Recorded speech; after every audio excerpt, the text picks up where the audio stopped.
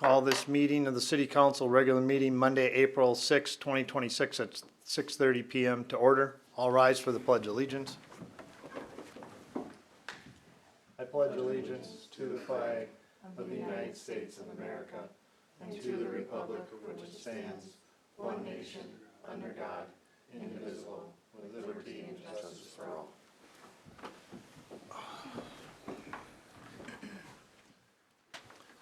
Item 3, roll call. Administrator Pulfus. Councilmember Ball, Present. Councilmember Jensen, Present. Councilmember Maroney, Present. Mayor Rogenkamp, Present. and Councilmember Scott is absent. Thank you. Number 4, open forum. The City Council invites residents to share new ideas or concerns related to city business not already on the agenda. However, individual questions and remarks are limited to 3 minutes per speaker. No city council action will be taken, although the council may refer issues to staff for follow-up or for consideration at a future meeting. The mayor may use discretion if speakers are repeating views already expressed or ask for a spokesperson for groups or individuals with similar views. Speakers should state their name and home address at the podium before speaking. With that, I'll now open forum. Is there anybody that wishes to address the council in open forum? Again, is there anybody who wishes to address the council in open forum? One final time, is there anybody who wishes to address the council in open forum? Hearing none, open forum is closed. Moving on, item 5, consent agenda. 5A, approve city council meeting minutes from March 2nd, 2026. 5B, approve list of claims totaling $88,388.64 that include checks 140985 to 141053 and e-checks 4105. 5C, approve appointment of Rhonda Swanson as the cemetery commissioner. 5D, approve rescheduling May 4th, 2026 city council meeting to April 30th, 2026.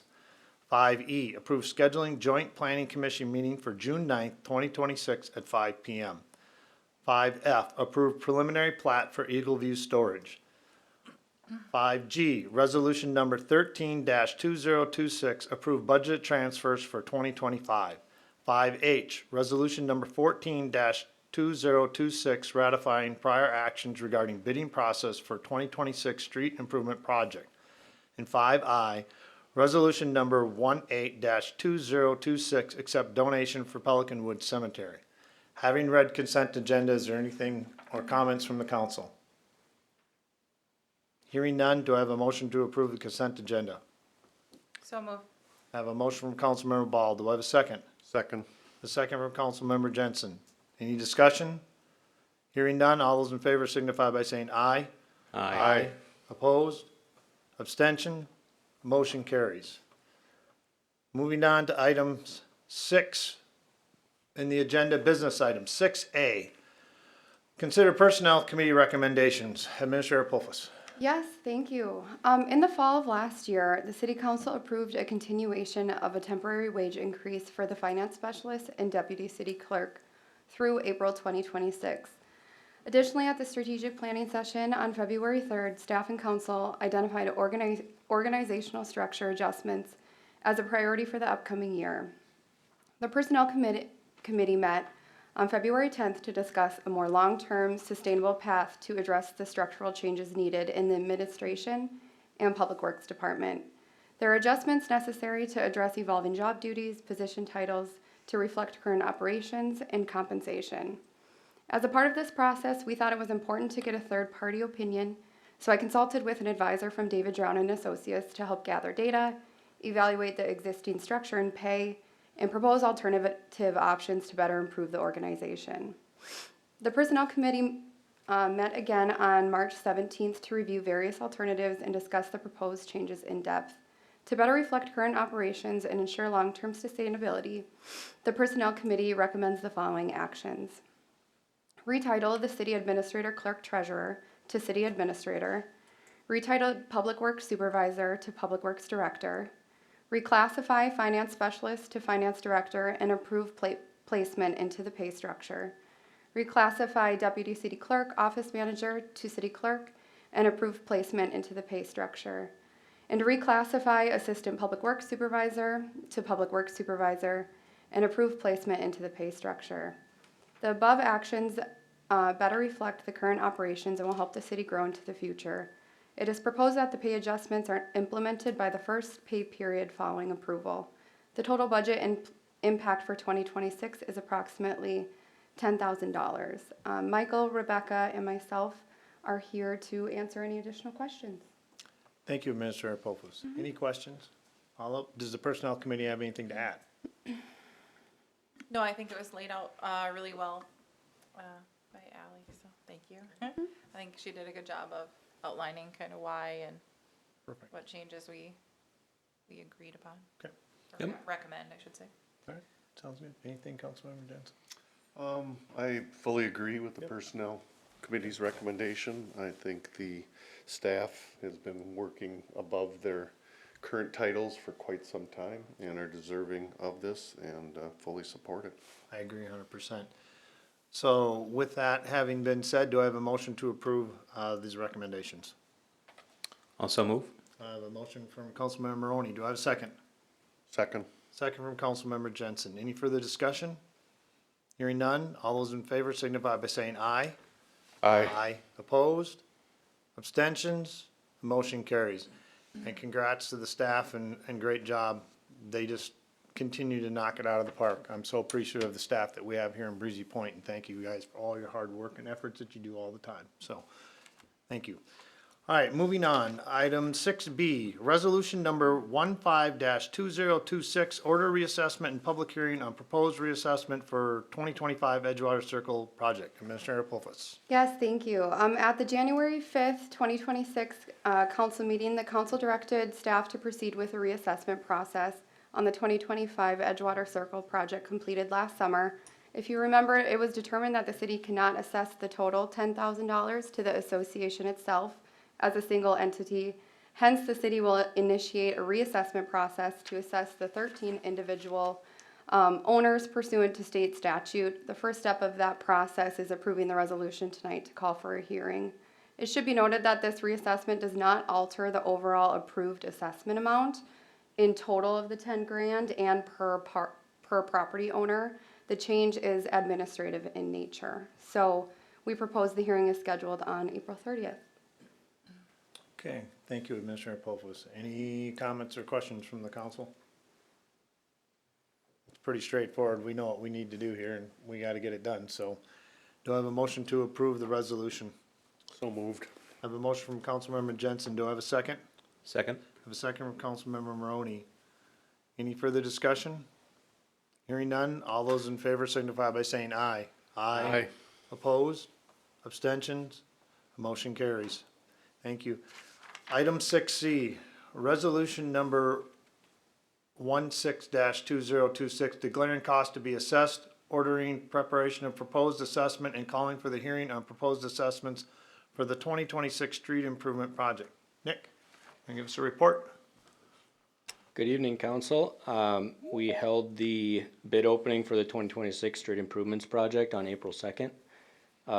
We received 4 bids, all of which were competitive, and everyone supplied all the necessary documents.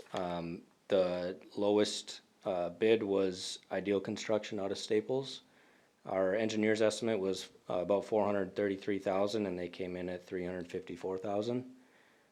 So we're pretty happy with the bids. We do have a letter of recommendation for that, but due to the project timeline and the city previously decided to wait until the end of the assessment period to award the project, just in case there was any appeals, which isn't uncommon.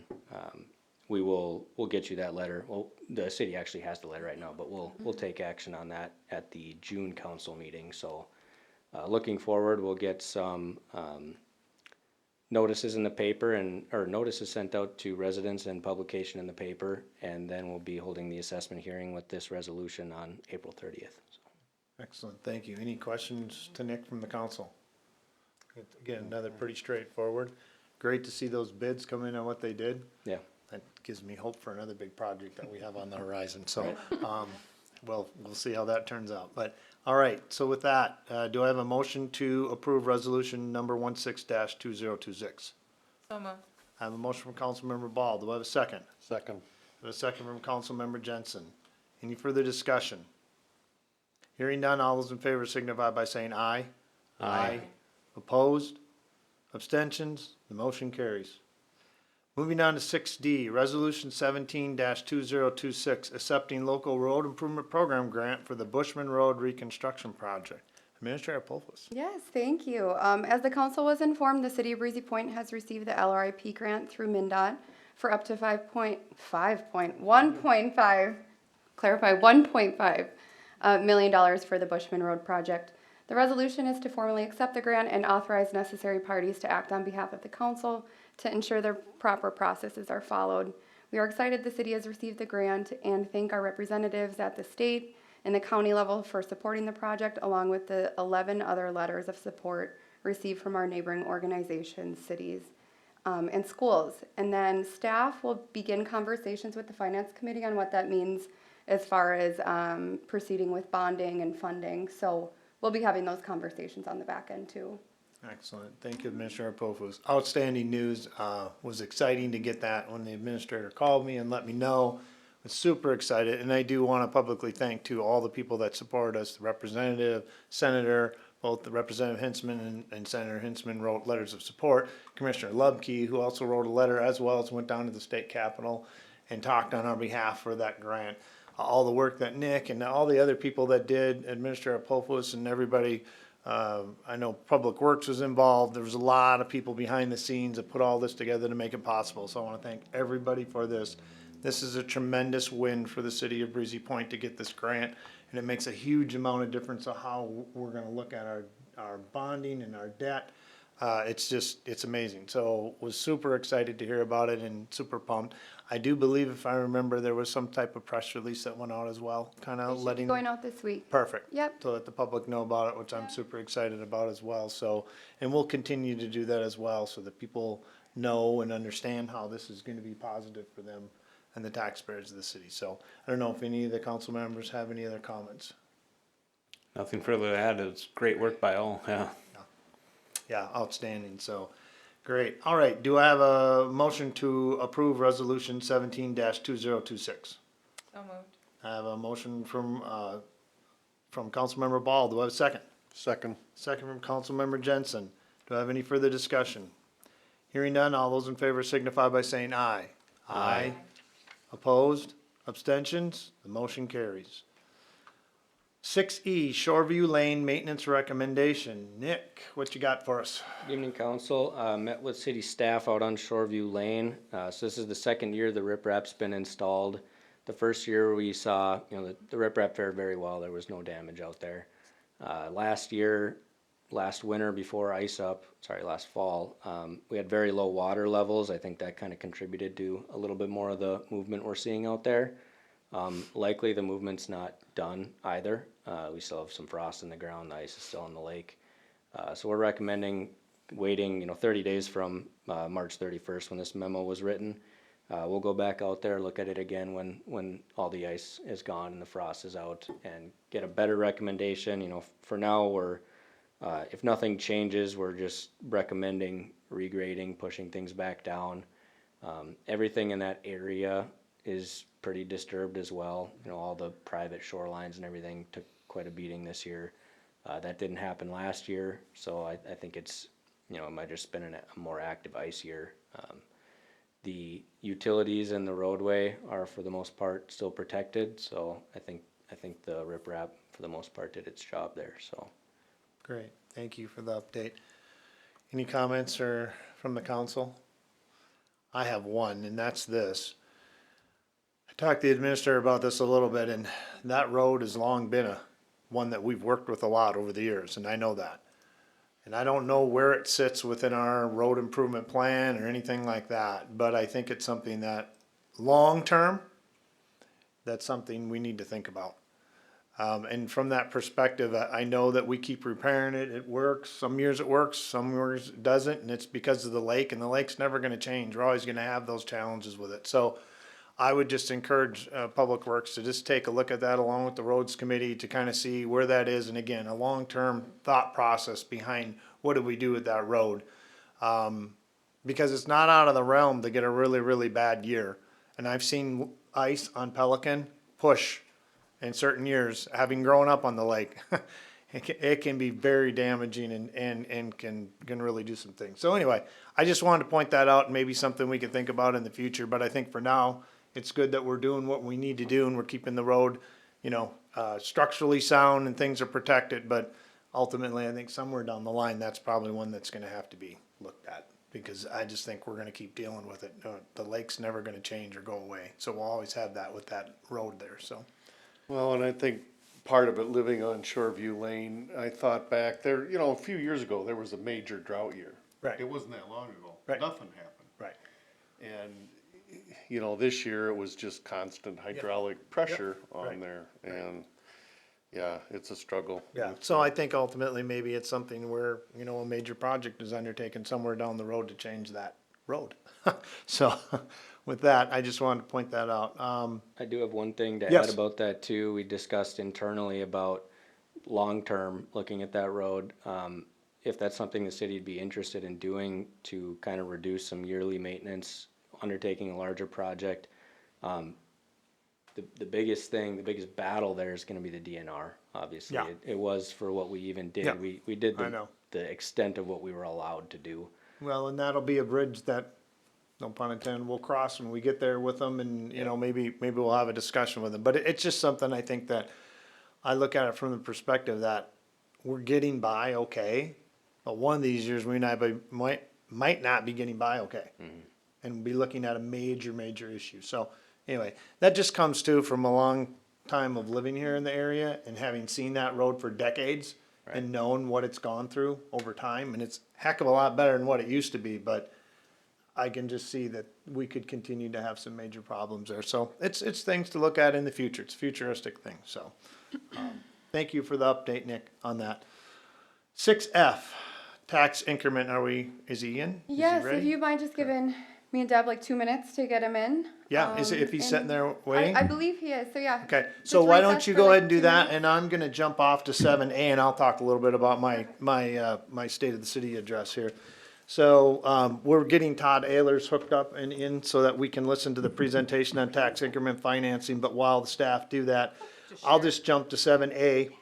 And, State of a City address, so what I've talked to Administrator Puffus about is potentially having, in June sometime, basically an opportunity for people to come into the council chambers, like an open house, but for me to give a State of the City address to the public, of what's going on and what we've been doing and what we're up to, but then also have potentially maybe staff available to be able to have, constituents talk to them specifically about certain things they may have.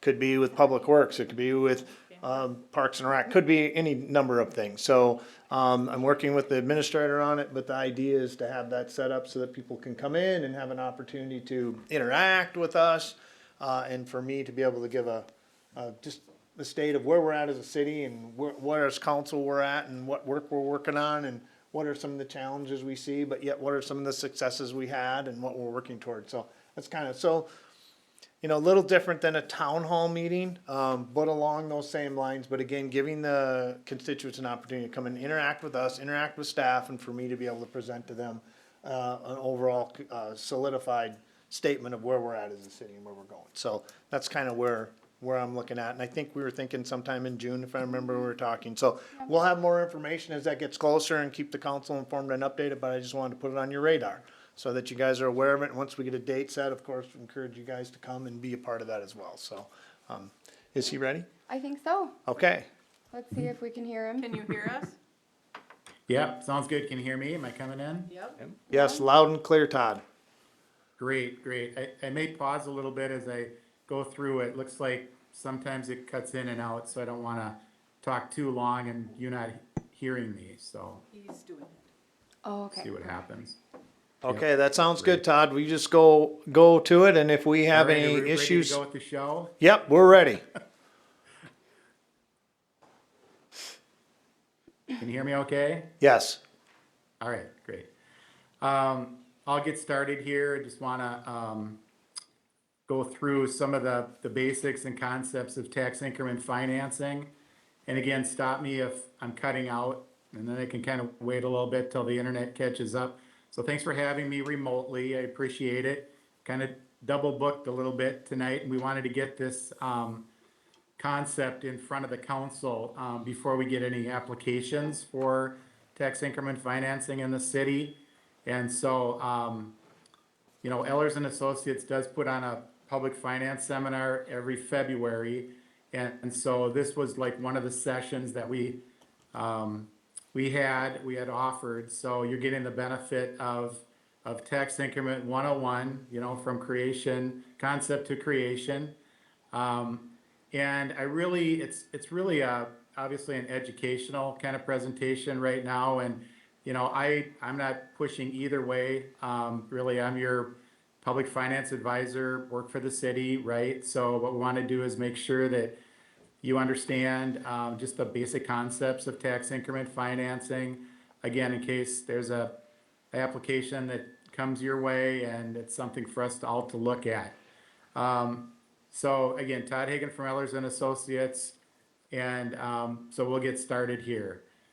So first slide is really about economic development, right? And I know, you know, Breezy Point's, you know, got the resort and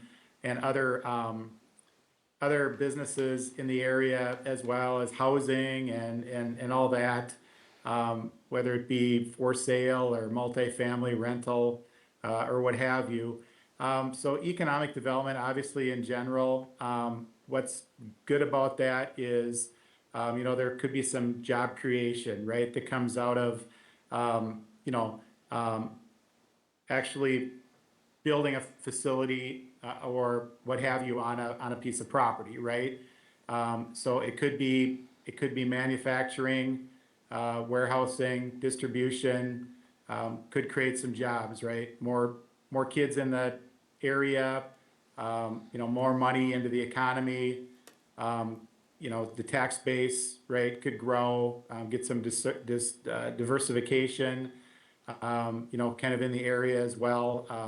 Economic development is also, could be in the form of redevelopment. So a lot of cities that need some help revitalizing, right, a parcel or a piece of property or an area, you know, you'd want to redevelop it, right, to take it out from sort of maybe a more blighted situation, and get it back kind of onto the tax rolls a little bit better, and get folks like working in that building. Neighborhood preservation, you know, maybe more so in a larger city, but also what we mean by that is to make sure that, you know, housing stays habitable, and it's good, and it you know, it's good enough for it to sell and to buy. You know, we want to make sure that our neighborhoods stay the way we would like them as a city, and that's another reason for economic development. Develop infrastructure, sewer, water, right? Move that kind of in the area as well. Maybe if it needs some help, it's already there, existing, rehab it, or to run new utility lines out to new developments. And then improve housing availability and choice, right? So maybe new apartments, maybe new single-family homes, a mixture of the two, sort of where you'd like to see them, could be an incentive for economic development. Pollution cleanup in an area, right, that's in need of some help to clean up the pollution, right, in the ground, to make it more viable for inhabitants, right, whether it's business or housing. That's another reason for economic development and quality of life, right? We want to make sure sort of our community is up to a level that, you know, we'd like to see it and maintain it and grow it, right, basically. So next slide on that, Allie.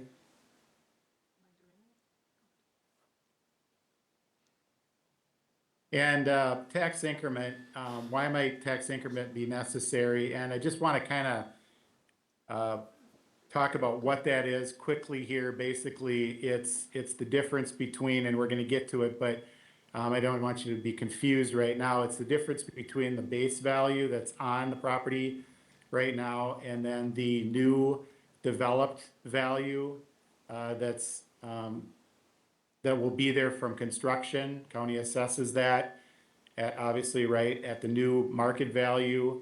And so the difference between the two is tax increment, and it comes from the county, the school, and the city, and it's driven by the city.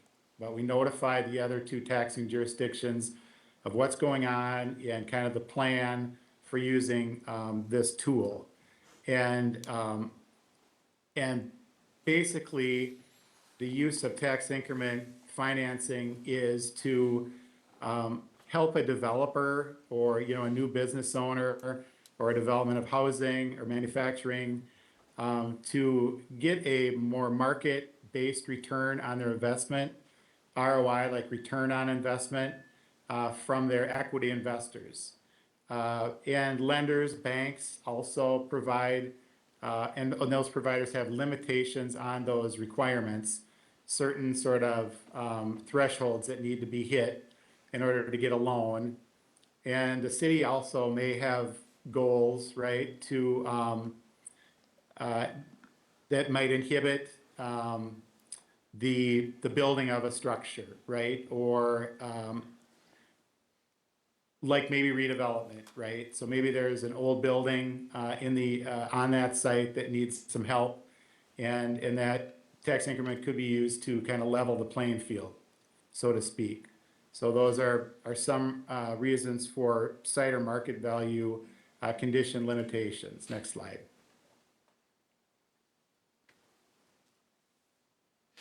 And another reason why TIF might be necessary is public financing, right, to fill a gap. And obviously this is what we mostly see, right? So it helps provide the project to move forward that wouldn't otherwise move forward under current market conditions. I wouldn't say that it would not occur, but it might occur less quickly, right? So, and sort of the slower that activity takes place, the higher the cost might be, right? And, or interest rate uncertainty or what have you. And, you know, may provide upfront or over time. And we'll get to that too. So tax increment can be provided upfront, or it can be provided over time. And we recommend over time is how the tax increment would be facilitated to the developer. And the goal really is to provide a positive cash flow with a reasonable return on investment to the equity investor. And that's really kind of where and why the ask is out there usually from the developer or the builder, is they're having trouble cash flowing the project for a certain period of time. Next slide.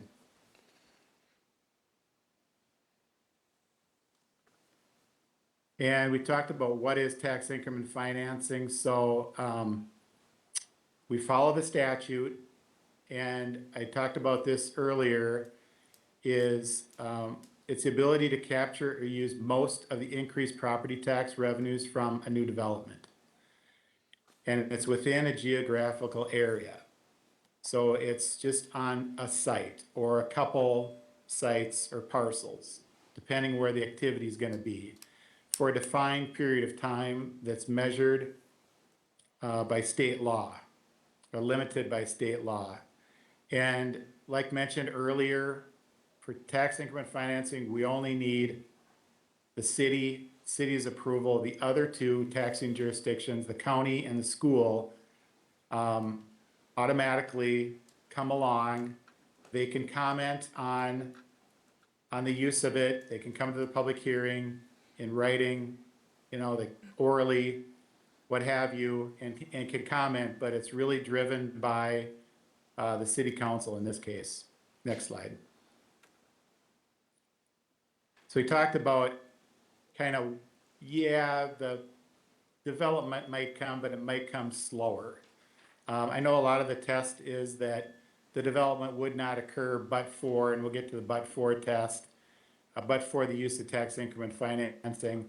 But here's kind of the graphic of how this sort of works and what the benefit might be sooner rather than later, right? So we're hitting this kind of keep hitting on this topic of baseline property value.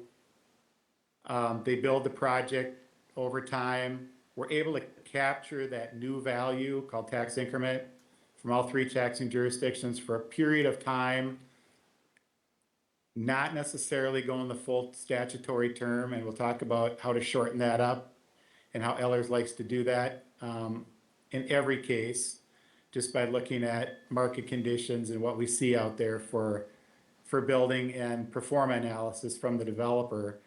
And then it terminates, right? So the goal here is to terminate the tax increment district as soon as possible. So the value then is spread out over the city, the school district, and the county like normal. But in the meantime, that captured value that new value is captured for a period of time, and that gets redirected to the developer. And that's why we want to, and it's revenue neutral, right? So it's not in anybody's budgets. It was never there before, but it's there now, and it's captured, and it's going in that direction for a period of time. Then we try to terminate it as soon as possible when the need is done. Next slide. And also, like a developer will ask, well, I pay X amount of property taxes, how come I'm not getting X amount back? Well, the reason you're not doing that is that the base value is excluded from tax increments. So all three taxing districts still get the property taxes that are on that property now. So that's where the revenue neutral is. You don't capture the statewide taxes, which are the commercial industrial taxes, that extra tax rate on those types of properties. So if it's apartments or housing, that doesn't even come into play, but that does get subtracted off of there. And then market referendum taxes, which are like kind of school district type referendum taxes, those do not get captured as well. So it's not dollar for dollar to the developer. Next slide. Getting into the weeds a little bit on how you calculate tax increment. Next slide on that. And it's just kind of nice to know how we come up with property taxes, right? So all property taxes have a value today that's funding local units of government, right? It's in our budgets, and that's the base value. So this portion still goes to each taxing jurisdictions. That's where the revenue neutral is. We're not taking anything away from anybody. And then the base value taxes, how they're calculated, right? It's the base value, which is the market value of the land, let's say, times the tax classification rate, and that's determined by the state of Minnesota what that multiplier is, whether it be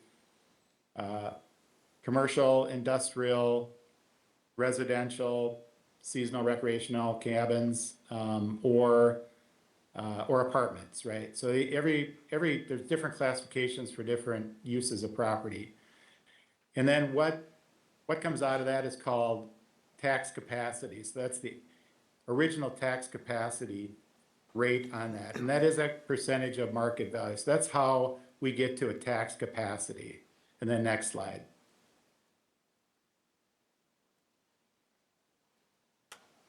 Try to get And then, so the original next tax capacity, let's say, is 7,038. That's the base. So this is pretty basic math.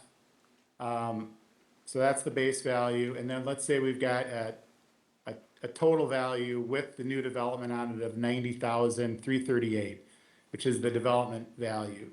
So we subtract those two out and we get 82,000, let's say 500 of captured tax capacity. And so that's the increased value. Next slide. And then it's, again, simple math. So it's the total of 90 minus the original base value tax capacity gets us the captured tax capacity. And then to find out what the taxes are, that gets multiplied by the cities, in this case, a fictitious city tax rate of 153%. That's the annual TIF, or, property taxes, so to speak. So that's kind of how we figure out the property taxes and tax increment. So it's a factor of market value times the class rate, and then times the tax rate of the city itself. And then that gets us to a property tax, and that would be what the tax increment plays off of. Next slide. And so we talked about the but-for test, what that is. The next slide on that. And so this doesn't apply to housing districts, which is interesting, but under state statute, the finding is, under law, is that the finding would be that the new market value minus the current market value, the difference there multiplied or subtract out the present value of the tax increment, which is the benefit, let's call that the benefit, right? The value likely to occur without tax increment, in this case, would be less than $20 million.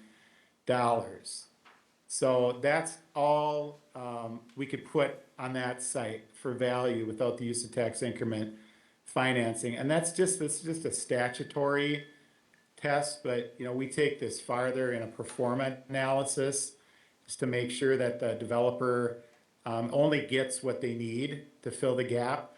So this is just a basic concept of what we think that value would be without the use of tax increment financing. So like I said, maybe it would be built anyway, but it would take 5 years longer, maybe more than that, maybe 10 years.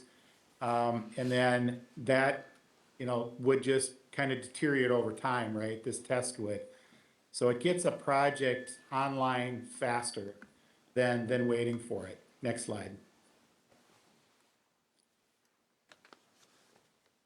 And I talk about the but-for test as kind of just that statutory test, but we kind of go beyond the but-for test is what I call this. And we only want to provide the minimum level of public assistance to make the project feasible. And that's not necessarily that statutory test that was in that prior slide, but it's moving forward with a review of the developer's application. We look at their financial information, and then which is their performance analysis, and try to find the appropriate level of public assistance. Now, it could be that they're kind of asking for, and we do the analysis, just the basic TIF cash flow analysis to see what it might generate, and looking at their application and what their ask is. And it might be that they're sort of in what I call the sweet spot anyway, which used to be between, on a housing project, let's say an apartment or something, around 13 to 15 years. And now we're seeing it between 13 and 18 years because the costs have gone up a little bit and interest rates have gone up. So that's kind of where we're seeing like where most cities kind of land anyway and feel okay about it. But if there's a need to go any farther with the analysis, and we're all kind of wondering if the project is feasible anyway with more years, right, of assistance, then we'll go through, next slide, we'll go through what we call a pro forma analysis. And I've got 2 of these going on right now, one for the city of Rochester and one for the city of Detroit Lakes, where they're big apartment complex projects. And, they want more than what the city's willing to normally give them as far as a term, not necessarily the amount, but how long we want it to run. So we do kind of go through and compare the developers' numbers against the industry standards, because we've got a pretty good group here at Ehlers that knows what some of these items might, or are most commonly, what some of the numbers are, what we're seeing out in the industry basically for land acquisition, construction cost, a developer fee, debt assumptions. Sometimes they're a little off on that. And then the return on investment, what's appropriate, right, for the equity investor that invests in a project like this.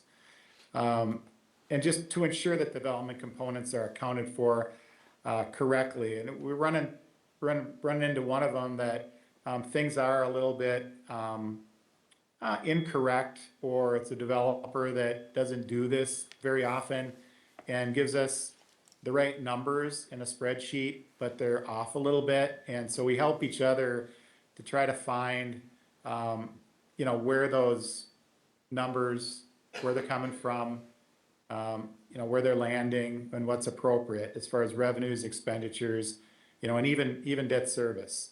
Because a lot of times there's an interim construction loan that could be higher than the long-term loan, right, after they're done with the project. So we want to make sure that we're, if they're looking for long-term assistance, we're looking at the long-term loan, right? And then there's even ways to kind of do some checks and balances afterwards, because this is all under estimates at this point, right? So nothing's been built. Everybody's looking at estimates and thinking that that's going to happen. So I can't remember if I got a slide down a ways too, but if we don't here, I can kind of talk about sort of what we look at as far as where these assistances land. So next slide. How to monetize it? That means how to turn the tax increment into cash for somebody, right? So the next slide here shows kind of the most common forms of assistance to the developer. And when I say that's to the company, right, that's building the facility. So we call the first one pay-go, and that's pay-as-you-go assistance. It's the most common. There's really no risk to the city. It's basically, and it's the least expensive, right? So we're basically just doing, the developer pays their property taxes, the owner pays their property taxes twice a year. And then we, the county auditor calculates the tax increment. We keep some for ourselves, right, for administration of the district. It shouldn't spill over to the general taxpayer. It's a business deal, right? It should kind of stay with the project here. And then the rest of it, typically 90% or so, would go to the developer over time, over a certain period of time. 13 years, 15, 18, wherever we think that is appropriate, wherever we've negotiated that term. And that's, so whatever they generate, they'd get 90% of it back every 2 years. That's the most common. A revenue bond where the developer wants to monetize through an underwriter, like a broker dealer, like you would a bond issue. We don't see that very often, maybe in the metro area on some very, very large deals. But that would be the city, issues a tax exempt or taxable bond. And then that, basically gets sold out to a broker dealer, underwriter, like a bond would be, for a discount, right? So they take some profit and they turn around and they, would give us, and then we give the developer basically bond proceeds, right? So we don't see that very often that way, a revenue bond. And a general obligation bond,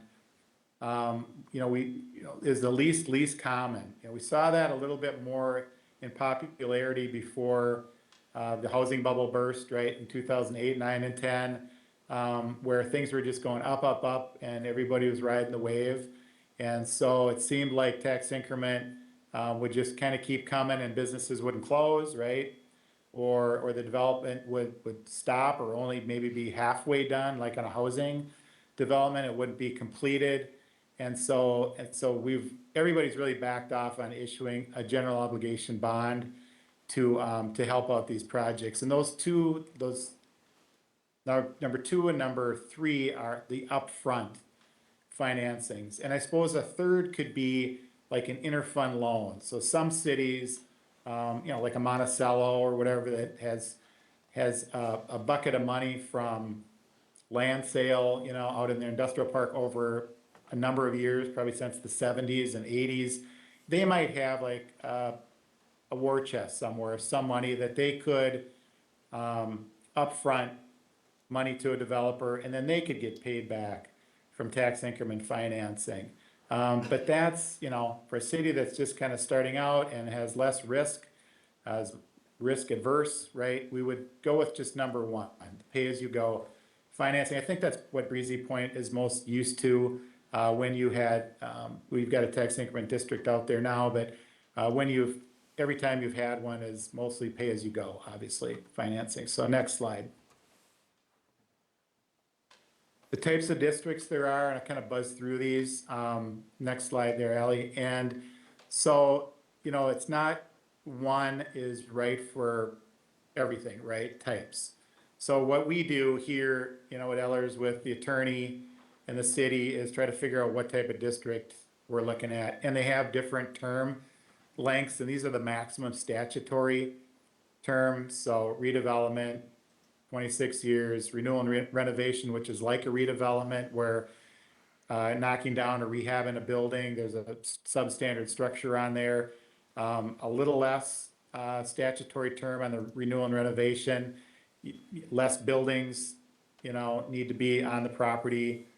So less term limit on that. Housing districts are with just kind of a blank piece of land, no old buildings on it, with certain limitations we'll talk about later here. That's a 26-year district.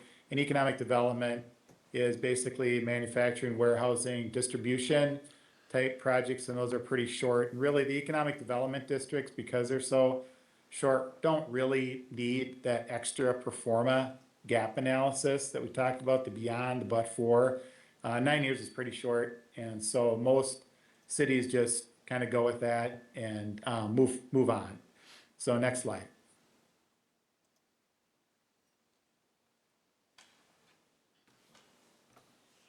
Oh, got it. Next slide. Yep. All right. Redevelopment TIF districts, again, kind of getting into the weeds here. And I talked about it. It's to clean up blighted sites, remove substandard buildings. Maximum term to 25 years. It's 26 years total of increment. Have to have a building on it. There's a coverage test. Have to have some other evidence that that parcel or lot was developed at some point, like gravel parking lots and utilities and things like that on it. But it does have to have at least one blighted building on it. Next slide. Renewal and renovation is just a less of a standard of a redevelopment TIF district, so still have to have a building on it, but not all of them need to be blighted. Some maybe just in the wrong place. I had one of these in Excelsior, the old Christopher Inn, and that was a renewal and renovation district, and we had some old blighted buildings, but other buildings were in pretty good condition, just in the wrong spot. So they turned that particular site into an apartment complex. And so it's just a little bit less of a standard than a redevelopment district. Next slide. And like I say here, that's kind of, you guys can take a look at this. This is kind of what I was talking about there. It's just a little bit different tests on there, and it's mostly just about the buildings that require substandard renovation or clearance is kind of the difference between the two. And then the legislature says, you know, hey, because there's not a lot of blight on there, we're gonna limit these, the renewal and renovation district, we're gonna bring that down, 10 years on that. So next slide. And then a housing TIF district, this is really where there's nothing on the site right now. It's kind of green space. And let's say an apartment wants to go up on it, or single family owner occupied housing could be on that site, as well as those two redevelopment, renewal and renovation. You can put anything you want on those sites, but this one here is really specific to rental and owner occupied housing and low and moderate income households. The reason that's in here is because you have to, there are restrictions on, if you want to click it right now too, there's another click on your mouse would kind of talk about that each one of these establishment requirements are mostly, well, they're income related for the, either the first-time homeowner on owner occupied or rental. There's income restrictions that have to be made for housing districts. And again, that's for a lot that doesn't have anything on it. And here are kind of the tests on that. Rental, we've done this a little bit, Breezy Point, to kind of take a look and see what your AMI is, you know, your area median income, and kind of figure out what that 20%, that 50% area median income, or 40% of the units at 60% of the area median income. That's for rental for the entire term of the district. And owner occupied is a little bit different of a test, and it's really just for the first time home buyers. And that's another income test in order for them to qualify those homes or whatever that are in those, in that particular housing district, to be able to get assistance from tax increment. And there can be a little bit of commercial involved in there, but only at 20% of the square footage of the buildings in the district consist of commercial retail. They really can't receive it, but they can generate the increment for the housing. So if it's like apartments, you've got retail underneath, and you got apartment buildings up on top. That's kind of what that concept is. A little bit of commercial involved in that, which is okay. Next slide. Economic development TIF districts, again, there's no buildings on the site, it's green space, but instead of housing going on it, it would be manufacturing, warehouse, distribution type facilities for an economic development district. And like I said, they're short, so no really big pro forma analysis needed on these typically. Again, they go by building use. If you click your mouse again, there are some different nuances to the building use for manufacturing. The legislature also gave us what they call workforce housing latitude on these for folks that are making too much money to be in that income limited category for housing district, but still need help fill in the gap. Basically, it's called workforce housing. So there's really no income limitation there, but there's some other tests that need to be made. And then small city economic development districts are, you can finance commercial facilities for a small city. And that's got some extra sort of tests that need to be made. I think they're on the next slide here. And you can kind of go through these as well. So manufacturing is the first one, basically in the workforce housing. I had one of these in Detroit Lakes where we had to look at that 15-mile kind of radius and take a look and see, sort of what the vacancy is, right, for rental housing. And then we had to get a sign off from a big retailer or manufacturer, whatever, that sort of is having trouble finding housing for their workforce, right? And so it's some nuances like that for workforce housing, tax increment districts, and sort of the caveat on this one too, and this is the only one that you have to also have school and county approval as well. So it's a little harder to get done, maybe, depending on sort of what the project is. So it could go smoothly or maybe not, because we'd have to go and get county and school approval on that one too. And I talk about the commercial on this with this, and typically commercial really can't be financed with tax increment financing without a old building on it, right? A redevelopment type district. But in this case, it could be. So, it has to be in a city of 5,000 or less, located 5 miles or more from a larger city, like with a population of 10,000 or more. And the building itself can only be up to 15,000 square feet on the first floor. Could be office, retail, restaurant, or what have you, it used to be limited, the whole building used to be limited to 15,000 square feet, but the legislature now kind of changed that to just the first floor, so, through the kindness of their heart, right? So next slide. And creating a TIF district, so I think this is kind of the home stretch here, is, next slide. There's a process. Most of the time, it's kind of a little bit, there's, some of these get out of sequence a little bit, but we do try to collect an application, right, from the developer and a deposit, right? And then you put that in escrow, right, because this isn't supposed to cost any, it's not supposed to cost you anything or your taxpayers anything, so we get deposits to kind of help with the preliminary costs of this for staff time as well as my time.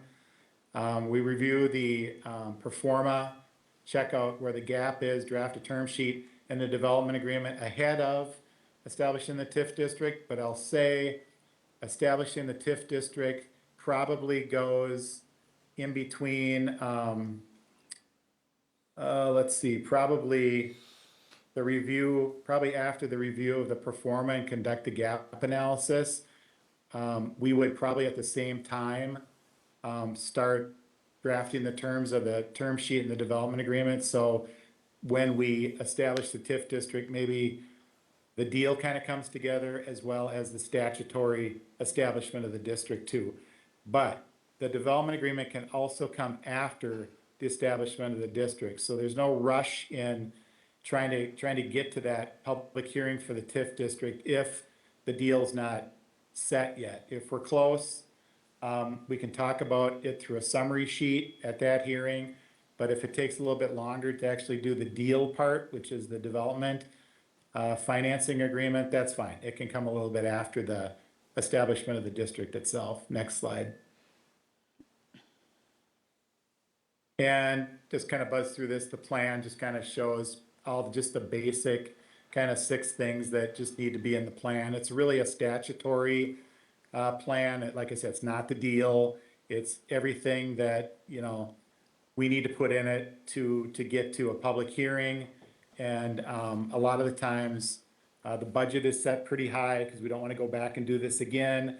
There's a lot of estimates in here, a lot of talking about state law and statutory authorities and all that. So it's kind of drafting the plan, and the hearing on the plan itself is kind of more of a non-event that way. It's just to really get to the authority to do the deal with the developer, right? So everything will be under way less than what the plan shows. So it's more of not to exceed numbers in the plan. Next slide. And then notices, you know, you can kind of buzz through this. It's just the stuff that we need to do to get this done. So we need to, you know, kind of notify county commissioners and county and school district, invite them to the hearing. And we've got to publish a notice with the map of where this is and what type of district it is. And kind of at the public hearing itself, we just kind of talk about these things. Like I say, it could be a summary of the development agreement as well at that point. Like to have the developer there at this public hearing to kind of talk about the project as I talk about, you know, the statutory requirements and findings that you need to make in order to approve the district. And then, yeah, if the terms are all ready to go and everything too, we could even at this point approve the deal itself and the development agreement. Next slide. And then what happens after the district is created, next slide on that, is certification. So, you know, we need to inform the county and the Office of the State Auditor, the OSA, and the Department of Revenue that the new district's been created so they can put it on the radar. And we provide all the resolutions and everything to get that taken care of. And we try to get the district created on a June 30th deadline by then. On any given year, kind of just depends what the value is. June 30th is kind of determines what kind of taxes payable rates that we use. So there is a little bit of a nuance to that.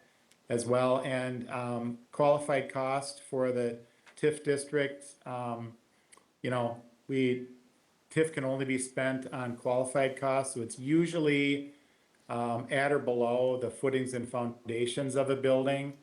So, you know, we're not really there to build the building for them or help build a building, right? Finance wise, it's mostly just kind of the footings and foundations and the ground and utilities and the site improvements and the public improvements, sort of what that goes for. Next slide. And then, like I said, the collection of the increments, the counties calculate this for us, yay. And they send us, the city, right, a check. We have it, you know, the June tax settlement, December tax settlement. There could be some cleanup in January. So our payments to the developer are typically on an August 1st and February 1st payment day, kind of like bonds are. And that just kind of reassures that, you know, we're actually receiving the increment well ahead of time for distribution, not only to us, right, to take care of the administration of the district, but to the developer. And then, again, it's pay as you go. And so it's the less risk to the city there is. So if the property taxes aren't paid, the increment isn't generated, and it doesn't go anywhere, right? So, and if they're in any kind of default under the development agreement for anything, right, that we put in there, we withhold those tax increment payments until they correct that deficiency. So I'm here for any questions, answer any questions you guys have. I know it's a lot to kind of digest, but I want to get this, you know, in front of you just so you get the basics of it. You know, we hopefully will do all the legwork for you and explain what you need to focus on well ahead of time so you can make an informed decision and the findings and sort of kind of, you know, we'll help prove it up for you and kind of make sure again that you know kind of what the path is as we move forward with the district. So I'll yield to you folks if you have any questions or comments at this point. All right, thank you, Todd, for your presentation. That Yep. was very enlightening. I'll ask the council. Do we have any questions at this time for Todd? At this time, we don't have any questions. We may have some as we process all this and think it through and work on it. Yep. And then also, we could pass that along to Ally and she can work with you on that too, Todd. So thank you for your Yep. presentation tonight. And I have no doubt we'll be back in touch with you soon. Yes, thank you very much. I'm always here for you guys and thanks for the business as always. We appreciate it here. So Thank you. Yeah, thank you, Todd. Yep. You have a good All right. night now. Take care. Yep. You too. All Thank right. you. All right. Well, I'm going to move right on to number 7, departmental updates and council reports. And it looks like we have one from Administrator Pulfus, so I'll start with that. Yes, so we posted the planning and zoning administrator position throughout the month of March. We received 13 applications and we will be interviewing 5 candidates next Wednesday. So we'll follow up with the personnel committee and council after those. Excellent. Good to hear. Exciting news. Well, we'll look forward to hearing what the final is on that. So. Yes. All right. TBD if we're doing a second round of interviews, we'll Yep. see how the first ones go. Sounds good. Yeah. Excellent. All right, thank you for that. Just running through the council, I'm looking, I know fire board didn't meet, personnel committee? You guys want, I mean, we kind of went over what you guys have been working on. We Yeah. met, we discussed, and we presented. Okay. Streets committee, did you guys meet? Cemetery No, commission? will this month. Okay. Cemetery Commission will as well. Okay, and you have a new member now. All right, and then, how about, planning and zoning? P and Z met, but again, the issue came before us as a council to So- move forward, so, That was the piece. yep. All right, that's good. And then I can speak for the finance committee. We have not met, but I think we'll be meeting soon with the new with the grant now, and we have to talk about how that's going to impact us for our bonding and things like that. So our debt, I should say. So we'll be looking at that. And Park and Recs did not meet. Their meeting was postponed, I think, for this month. I know they'll be meeting next month. I think we're going to be looking at finalized plans Yep. and probably bringing something to the council. Yep. for at least presentation to you. So, yeah, so that pretty much wraps it up there. So I don't see anything else on there, and we do have a couple of informational pieces too. We also received Police Department offense summary, which thank you, Chief, for providing that. That's always good to see. Looked like the numbers were down compared to last year, so that was good to see, especially in the traffic. So people were paying attention to the speed limits a little better this year. Maybe it was the icy roads. And then also we have an update on cash and investment summary there too as well, provided by Jeanette. So anytime you guys, if you ever get those and you have questions about them, you can ask them here, or definitely follow up with Administrator Polfus on those so that she can help you get those answered, or the chief in regards to any of our incidents. So, all right. Having no other business at the time, I'm going to move to number 8, adjourn. Do I have a motion to adjourn? So move. I have a motion from Councilmember Maroney. Do I have a second? Second. Second from Councilmember Jensen. All those in favor signify by saying aye. Aye. Opposed? Abstentions? Motion carries. Meeting is adjourned, 7:36 PM. Thank you for all coming.